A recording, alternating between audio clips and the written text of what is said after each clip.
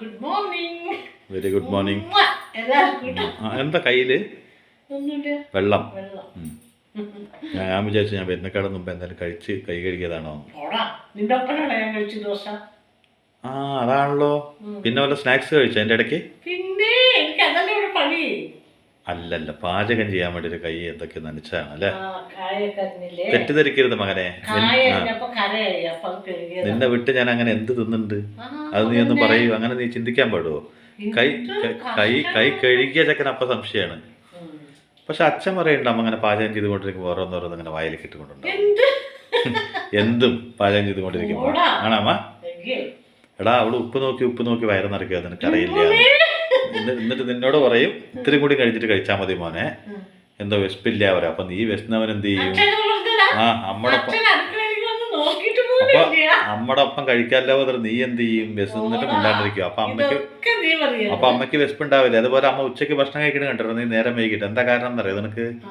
അതിങ്ങനെ എന്തെങ്കിലും സാമ്പാർ വെച്ചുകൊണ്ടിരിക്കുമ്പോൾ അതിന്റെ കഷ്ണമൊക്കെ ഓരോന്നായിട്ട് എടുത്തെടുത്ത് ഇങ്ങനെ മെഴുകും. ഇപ്പൊ എന്താന്ന് പറഞ്ഞാൽ യൂട്യൂബ് തുടങ്ങിയ പിന്നെ കാണിക്കേണ്ടതായതുകൊണ്ട് അങ്ങനെ ചെയ്യാറില്ല. ഇങ്ങനെയുള്ള കംപ്ലൈന്റ് ഒക്കെ അച്ഛൻ പറയാൻ പറഞ്ഞു. അതൊന്നും അമ്മ അറിയരുത്. പെട്ടെന്ന് വേണം അതൊക്കെ പറയാൻ. അമ്മ പ്രതീക്ഷിക്കാണ്ടിരിക്കുമ്പോ വേണം ബോംബ് പൊട്ടിക്കാൻ. ഇപ്പൊ കണ്ടിട്ട് എല്ലാ സീസണിലും പൂരും വേലയൊക്കെ നടക്കുമ്പോൾ പറയും മറ്റേ വെടിക്കെട്ട് ഉണ്ടാവോ പറയുമ്പോൾ ആദ്യം മെസ്സേജ് വരും വെടിക്കെട്ട് വേണ്ടാന്ന് വെച്ചു. അവസാനം പൂരത്തിന്റെ അടുത്തായിട്ട് പറയും വെടിക്കെട്ട് അനുവദിച്ചു പറയും. അതുപോലെ പറയാൻ പോണെന്ന് എന്താണെന്ന് അമ്മ അറിയരുത്. ഈ പടാന്ന് പൊട്ടും പോലെ ഉണ്ടാവണം. അപ്പൊ അമ്മ ചമ്മീട്ടൊരു ചിരിയുണ്ട്, പോടാന്ന് വന്നൊരു ചിരിയുണ്ട്. ആ ചിരിയിൽ എല്ലാവർക്കും മനസ്സിലായിക്കൊള്ളും അല്ലേ? അതെ സമ്മതിച്ചു അമ്മ. അതെ.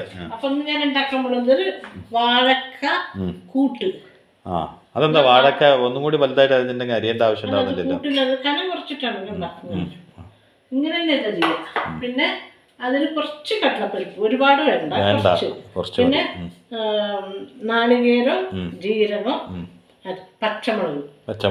ഇതിന് പച്ചമുളകാണ്. അപ്പൊ ഒരു 3 പച്ചമുളക് എരിവിന്.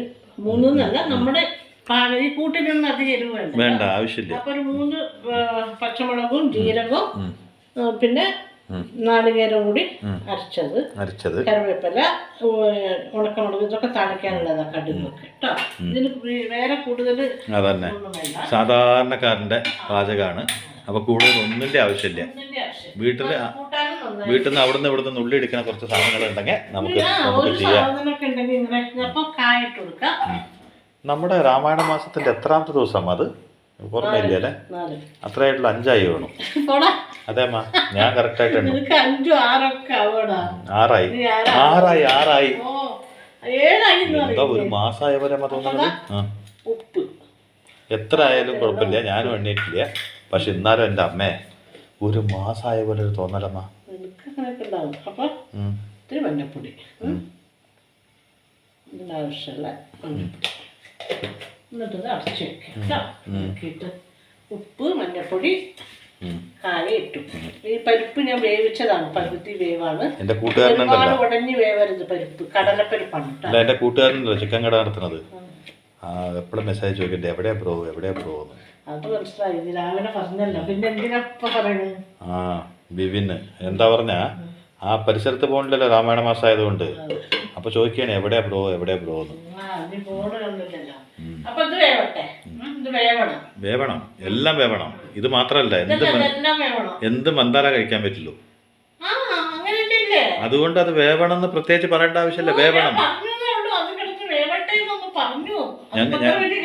ഞങ്ങൾക്ക് അത്യാവശ്യം ബുദ്ധിയുണ്ട്. ഒരു സംഭവം വേവണം എന്നൊക്കെ ഞങ്ങൾക്ക് അറിയാം. ഈ സ്റ്റൗ കത്തിക്കണ വേവിക്കാനല്ലേ, അല്ലാണ്ട് വെറുതെ അവിടെ വെക്ക ചൂടാവാനല്ലല്ലോ. കൂട്ടുകറി നമ്മുടെ കേരളത്തിൽ ഉണ്ടാക്കുന്ന കൂട്ടുകറി അല്ല, കൂട്ട്. അപ്പൊ ഇത് ഉണ്ടാക്കി കഴിഞ്ഞാൽ കൂട്ട് എന്ന് പറഞ്ഞാൽ കൂട്ടാൻ പറ്റുള്ളൂ. അങ്ങനെയല്ല, കൂട്ടുകറി എന്ന് പറഞ്ഞിട്ട് നമ്മളിവിടെ ഉണ്ടാക്കില്ലേ, കടല, പരിപ്പ്, അതുകൊണ്ടൊക്കെ ചേനയൊക്കെ ഇട്ട് അതല്ലാന്ന്.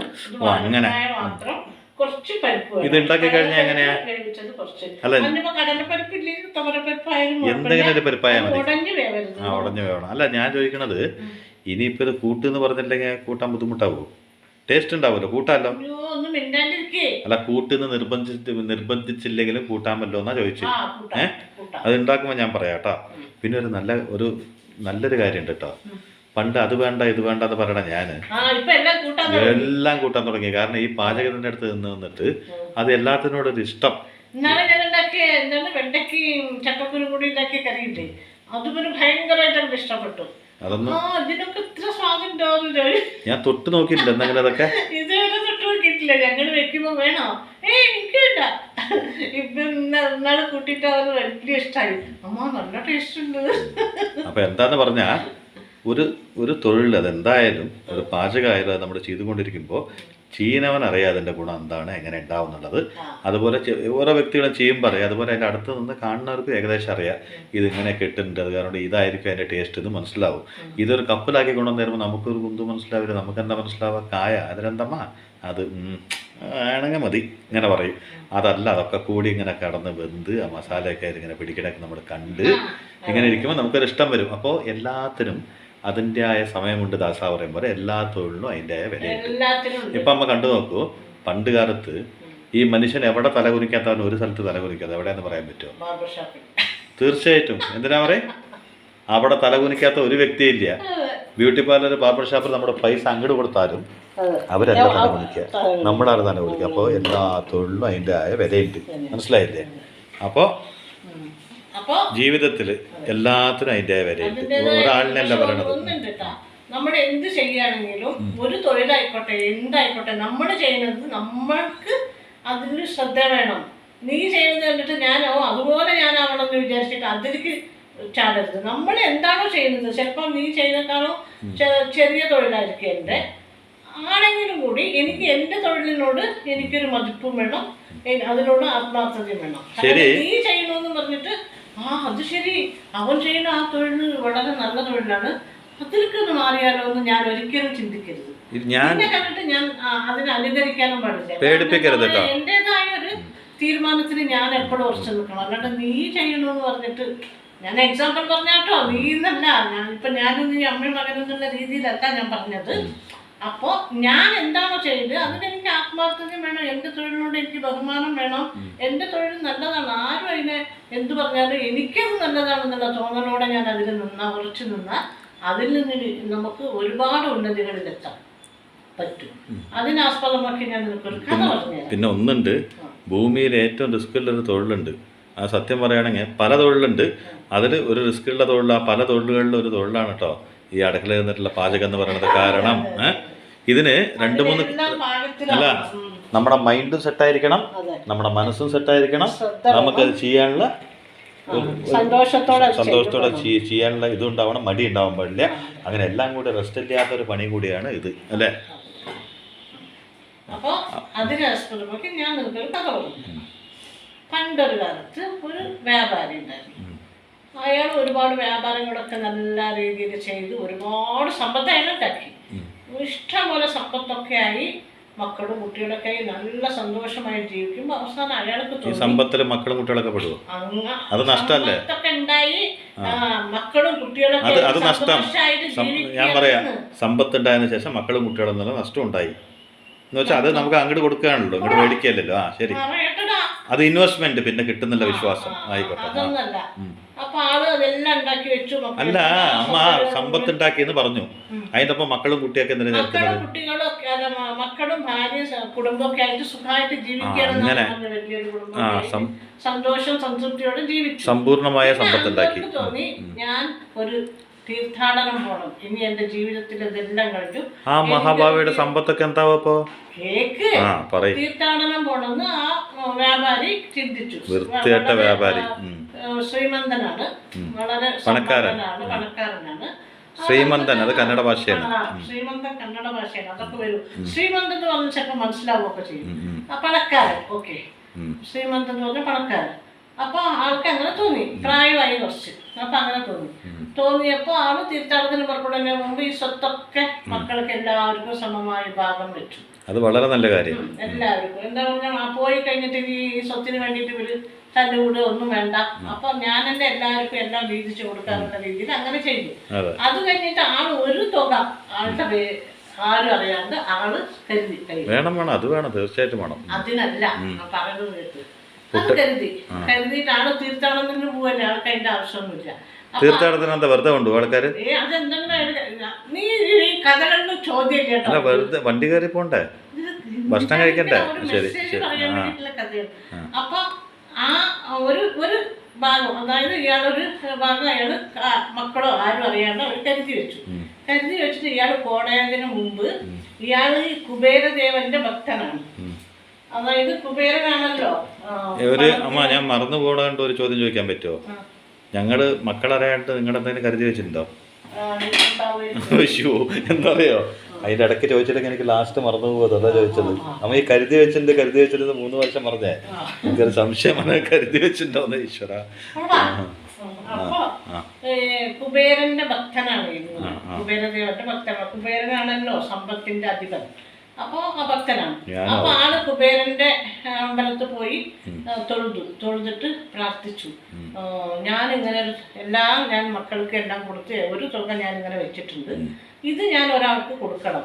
ആ ആൾ എങ്ങനത്തെ ആളായിരിക്കണം എന്ന് പറഞ്ഞാൽ ഈ കാശ് കൊണ്ട് ഇരട്ടി കാശ് ഉണ്ടാക്കണ ഒരു ആളായിരിക്കണം. ഈ കാശ് നശിപ്പിക്കണവനാവരുത്. ഇയാളെങ്ങനെയാണല്ലോ വ്യാപാരി,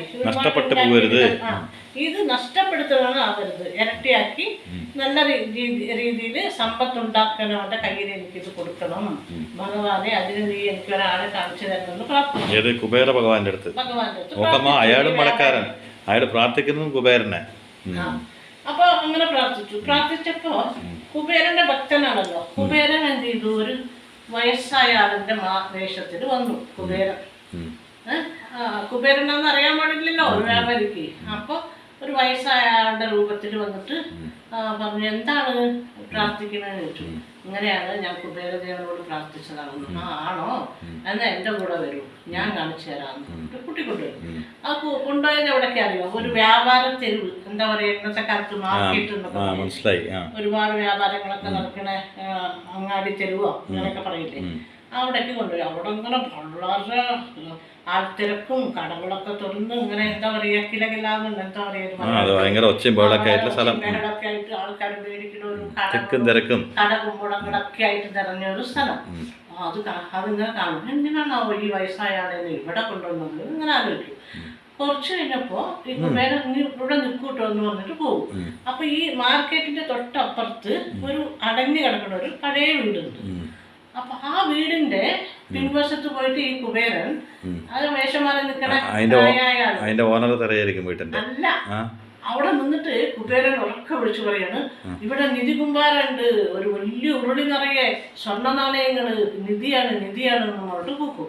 അത് കേട്ടപ്പോ കുറെ പേര് ആ വാതിലിന്റെ മുമ്പിൽ പോയി വാതിലൊക്കെ ചവിട്ടി തുറന്നു പഴയ വീടല്ലേ, എന്നിട്ട് അതിന്റെ മുമ്പ് പോയി നിൽക്കും. അപ്പൊ നോക്കുമ്പോ ഒരു വലിയ ഉരുളി നിറയെ സ്വർണ്ണ നാണയങ്ങളിങ്ങനെ നിറഞ്ഞു നിൽക്കുകയാണ്, നിറഞ്ഞിങ്ങനെ. അപ്പൊ എല്ലാവരും അത് കേട്ട് ഓരോരുത്തർ കണ്ടു, ഒരാള് 10 ആള് അങ്ങനെ ആയിരക്കണക്കിന് ആൾക്കാർ. ആ ഈ മാർക്കറ്റ് മുഴുവൻ കടയും എല്ലാം വിട്ടു ആൾക്കാരവിടെ. കട തുറന്നിരിക്കുന്നവരും വ്യാപാരത്തിന് വന്നവരും ഒക്കെ വന്നിട്ട് ഈ വീടിന്റെ മുമ്പിൽ നിൽക്കുകയാണ്. അപ്പൊ ഈ മറ്റേ വ്യാപാരി നോക്കുമ്പോ അവിടെ ഒരൊറ്റ ആളില്ല. അപ്പൊ കുബേരൻ ഈ വയസ്സായ ആൾ പറഞ്ഞല്ലോ ഇവിടെ നിൽക്കാം നിന്ന് നോക്കുമ്പോ ഒറ്റ മനുഷ്യനില്ല. കടയൊക്കെ തുറന്നിട്ട് അവരുടെ പാട്ടിൽ ഈ നിധി ഉണ്ടെന്ന് പറഞ്ഞ് അവിടേക്ക് എല്ലാവരും ഓടിക്കൂടി. അപ്പോഴും ആ വയസ്സായ ആള് തിരിച്ചു വന്നപ്പോ ഇങ്ങനെ അന്തം വിട്ട് ഇങ്ങനെ നിൽക്കല്ലേ, എന്താ അപ്പൊ ഇതിവിടെ, ഇതെന്താ ഇവിടെ എല്ലാ ആൾക്കാരും ഇങ്ങനെ ഓടി. അതാണ് ആന്ന് പറഞ്ഞു. അപ്പൊ വാന്ന് പറഞ്ഞിട്ട് ഒരു സ്ഥലം. അപ്പൊ നിധിയുണ്ട് പറഞ്ഞ ഞാനും അമ്മയൊന്നും ഇവിടെ നിൽക്കില്ല, ഞങ്ങൾ ഓടും. ഓടിപ്പോയതാണല്ലോ. അല്ല അമ്മ ഞാൻ നിൽക്കുമ്പോ നിധിയുണ്ട് പറഞ്ഞ ഞങ്ങൾ മുണ്ടാണ്ട് നിൽക്കും, ഞങ്ങൾ ഓടും.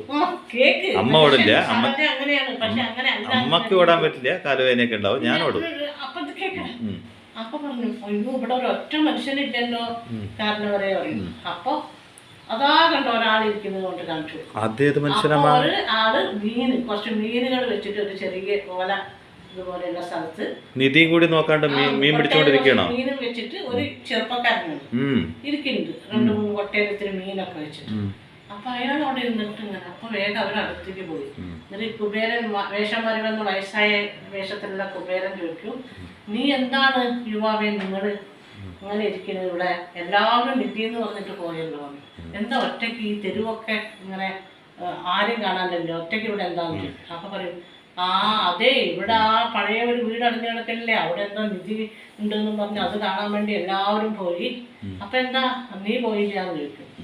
അയ്യോ എനിക്കിവിടെ കുറച്ച് അതെ നിധി ഉണ്ടെന്ന് പറഞ്ഞ് നമ്മളവിടെ പോയി അത് കണ്ടിട്ട് വരാനാ പറ്റുള്ളൂ, അത് നമുക്കൊന്നും കിട്ടില്ല.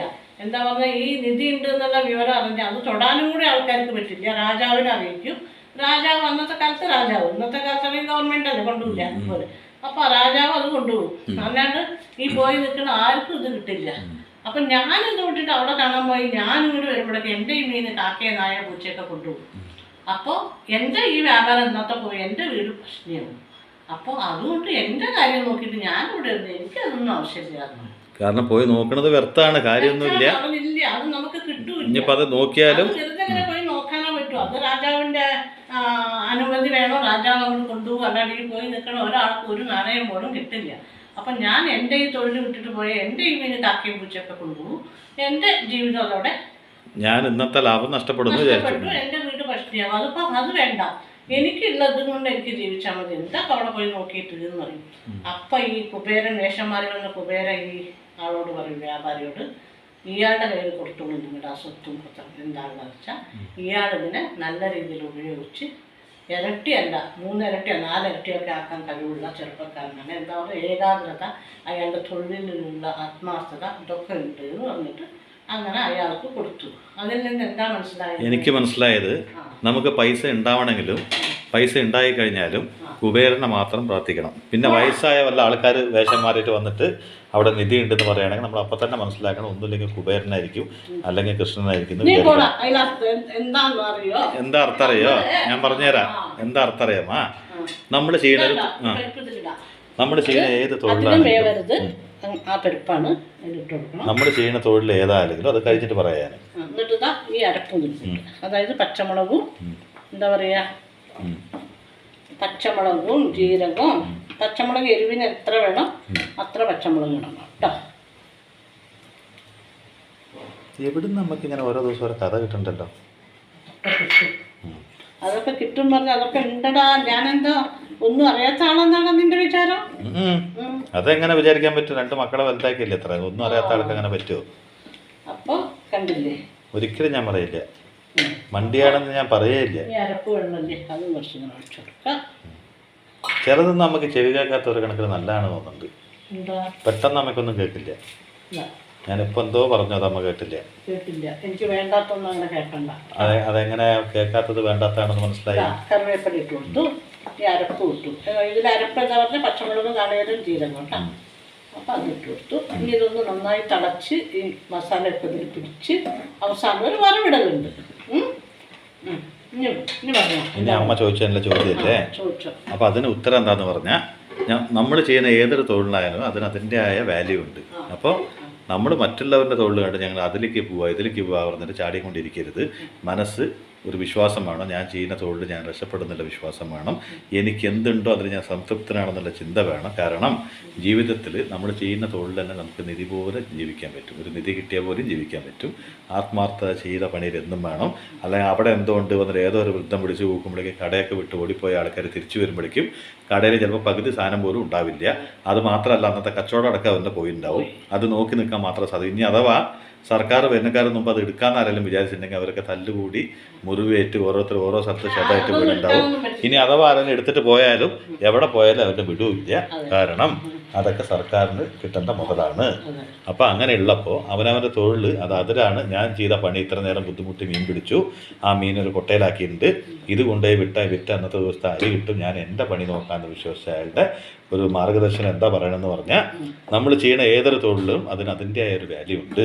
മറ്റുള്ളവർ നമ്മളെ കുറച്ച് കണ്ടാലും നമുക്കൊരു അഭിമാനം ഉണ്ടാവണം. ഞാൻ ചെയ്യുന്ന തൊഴിൽ അത് മറ്റുള്ളവർ അറിയിക്കേണ്ട ആവശ്യമില്ല. ചിലപ്പോൾ നമ്മൾ ഹോട്ടലിൽ സപ്ലൈ പണി ചെയ്യുന്നതായിരിക്കും, വല്ലാണ്ട് എച്ചിൽ കുറഞ്ഞതായിരിക്കും, എല്ലാം അതിൻ്റെതായ വിലയുണ്ട്. ലോകത്തിൽ ഒരു തൊഴിലിനും വില കുറവായിട്ട് കാണരുത്. ഏതൊരു വലിയ ഉദ്യോഗസ്ഥനും ഏതൊരു ചെറിയ ജോലി ചെയ്യുന്നവനും ഒരുപോലെയാണ്. നമ്മളൊരു വലിയൊരു ഓഫീസ് പോകുമ്പോൾ അവിടെ വലിയൊരു ഓഫീസിൽ നമ്മൾ സലാം അടിച്ച് നിൽക്കണ പോലെ തന്നെ ചെറിയൊരു തൊഴിലാളിനെ കാണുമ്പോൾ അവന് കൊടുക്കേണ്ട റെസ്പെക്റ്റ് അവന് കൊടുക്കണം. കാരണം അവനും അധ്വാനിക്കുകയാണെന്നുള്ള ചിന്ത വേണം. അതുപോലെ തന്നെ അവനവൻ്റെ തൊഴിലിൽ അവനവനൊരു ദൃഢവിശ്വാസം വേണം. ഞാൻ ചെയ്യുന്ന തൊഴിൽ അതിലെനിക്ക് ആത്മവിശ്വാസം ഉണ്ടെങ്കിൽ മാത്രമേ ഞാനത് ചെയ്യാൻ പാടുള്ളൂ. അതില്ലെങ്കിൽ മാത്രമേ അത് ഉപേക്ഷിക്കാൻ പാടുള്ളൂ. അത് ഉണ്ടെങ്കിൽ ഈ ലോകം തന്നെ എന്നിട്ട് പറഞ്ഞാലും ഇത് നിനക്ക് പറ്റിയതല്ല. തന്നെ കണ്ടോ, ഈ മീൻ വിൽക്കാനിരുന്നു, അവന്റെ ആത്മാർത്ഥത കാരണം ഈ സ്വത്ത് കിട്ടി, അവർ വേറെ വ്യാപാരം ചെയ്ത് അവന് നല്ല ഉന്നതിയിൽ എത്താൻ കഴിയും അല്ലേ? അത്രയും സ്വത്ത് വെറുതെ കിട്ടി. അതേപോലെ നമ്മൾ എത്ര ചെറിയൊരു തൊഴിൽ ചെയ്യുകയാണെങ്കിലും നമ്മൾ അതിൽ നിന്ന് ഉയർച്ച നേടി നമുക്ക് പണക്കാരനാവാനും പറ്റും. പക്ഷെ ഒരുപാട് പണക്കാരോ സ്വർണ്ണക്കട വെച്ചു, അല്ലെങ്കിൽ തുണിക്കട വെച്ചു, ഹോട്ടൽ വെച്ചു, വലിയ ഞാനൊരു ചെറിയ ചായക്കടയാണ് നടത്തുന്നത്, അയ്യോ ഇതിൽ എനിക്ക് എന്താ, അങ്ങനെ വിചാരിക്കരുത്. അതിൽ നിന്ന് ഉന്നതി ഉണ്ടായി വലിയ ആളായി വലിയ പണക്കാരനായി മാറാൻ വിധി ഉണ്ടെങ്കിൽ, ദൈവം വരച്ചിട്ടുണ്ടെങ്കിൽ ഉറപ്പായിട്ട് നടക്കും. അല്ലാണ്ട് ഇതിന്ന് വിട്ട് അതിലേക്ക് പോകണം എന്ന് പറയുന്ന ആൾക്കാർക്ക് ഏകാഗ്രത ഉണ്ടായില്ല. ഒന്നിന് പിടിച്ചു നിൽക്കണം എപ്പോഴും. നമ്മൾ എന്താണോ ഒരു തൊഴിൽ ചെയ്യുന്നത് അതിന് നമ്മൾ ആത്മാർത്ഥത കാണിച്ച് നിന്ന് കഴിയുമ്പോൾ നമുക്ക് ഇതിൽ നിന്നും തന്നെ ഉന്നതി കിട്ടും. ഇന്നൊന്ന് ചിന്തിക്കുക, നാളെ ഒന്ന് ചിന്തിക്കുക, മറ്റൊന്നൊന്ന് ചിന്തിച്ചാൽ പറഞ്ഞ ഏതും മുഴുവനായിട്ട് നമുക്ക് പൂർത്തീകരിക്കാൻ പറ്റില്ല. പിടിച്ചത് എന്താ പറയില്ലേ, എന്താ കയ്യിലുള്ളത് വിട്ടിട്ട് പറക്കേനെ പിടിക്കാൻ പോയി അങ്ങനെ എന്തോ പറയും മലയാളത്തിൽ, എനിക്ക് ശരിക്കും അറിയില്ല. ഇരിക്കുന്നത് വിട്ടിട്ട് പറക്കണത് പിടിച്ചു. അപ്പൊ അങ്ങനെയുള്ളത് നമ്മൾ ഒരിക്കലും ചെയ്യാതിരിക്കുക ജീവിതത്തിൽ. അങ്ങനെ ചെയ്തു കഴിഞ്ഞാൽ അതിൽ നമുക്ക് യാതൊരു ഉന്നതിയില്ല. അപ്പൊ എന്താന്ന് പറഞ്ഞാൽ മനുഷ്യന് എന്ത് തൊഴിൽ ചെയ്യണം, ഇതൊന്നും മറുപടി. അപ്പൊ എന്ത് തൊഴിൽ ചെയ്യണം അതിന് ഭയങ്കരമായിട്ട് ശ്രദ്ധ വേണം, ആത്മാർത്ഥത വേണം.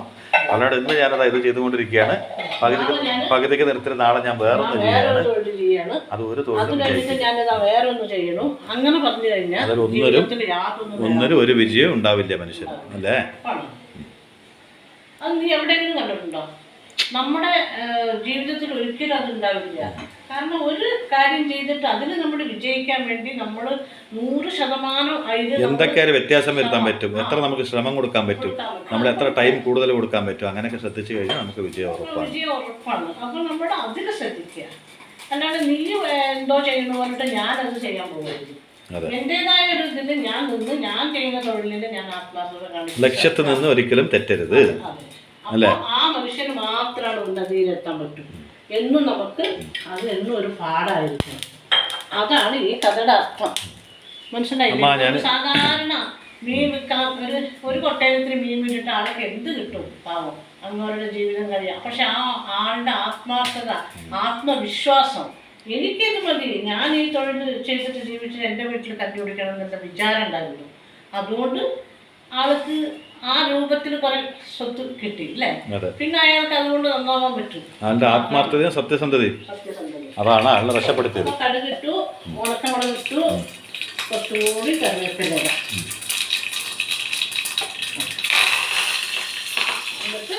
കറിവേപ്പില എത്ര മെല്ലടായിരുന്നു. അതുകൊണ്ട് അത് കണ്ടിട്ട് ഇത്രയേ ഉള്ളൂ. പക്ഷെ അത് ഊണ് കഴിക്കാനൊക്കെ നല്ല ടേസ്റ്റാണ്. എനിക്ക് ഭയങ്കര ഇഷ്ടമാണത്. ഉണ്ടാക്കി നോക്കൂ കേട്ടോ.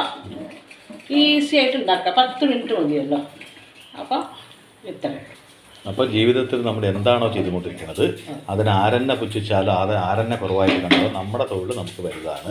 അത് എത്ര ചെറുതാണെങ്കിലും എത്ര വലുതാണെങ്കിലും മറ്റുള്ളവർക്ക് ഇഷ്ടപ്പെട്ടാലും ഇഷ്ടപ്പെട്ടില്ലെങ്കിലും നിങ്ങൾ ചെയ്യുന്ന പ്രവൃത്തി എന്താണോ, തൊഴിൽ മാത്രമല്ല നിങ്ങളുടെ പ്രവൃത്തി എന്താണോ ആ പ്രവൃത്തിയിൽ ശ്രദ്ധ കേന്ദ്രീകരിക്കുക.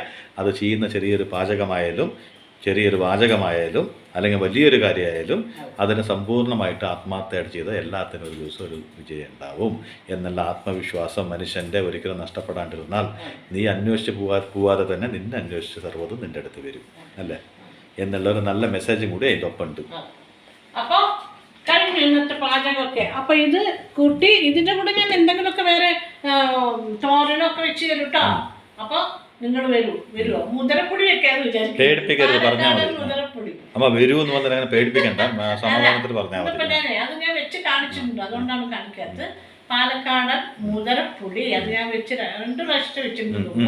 അതുകൊണ്ട് അത് അന്ന് വെക്കുന്നത് അതും ഈ കൂട്ടും പിന്നെ പപ്പടം ഇത്രയാണ് ഇന്നത്തെ. അപ്പൊ നിങ്ങൾ വരണോ?